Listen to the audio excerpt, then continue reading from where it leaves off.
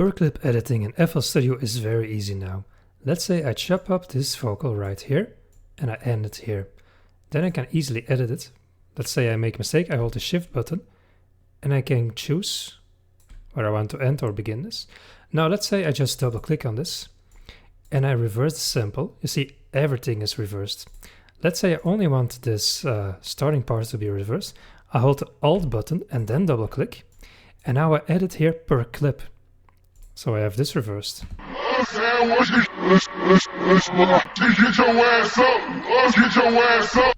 So, and I can also change the pitch here at the end by holding Alt and double click, and I'm playing around with the pitch here.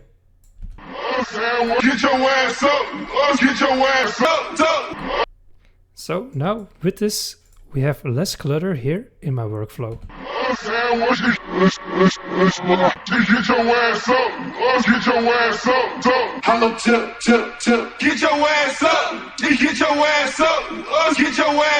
And holding the shift button, I can still choose here how to do this. But see, now it creates a gap. So the splitting, I like to do this in the beginning, but then Alt and then double click, I like to open it like this, which saves me a lot of hassle. But I can still double click on this.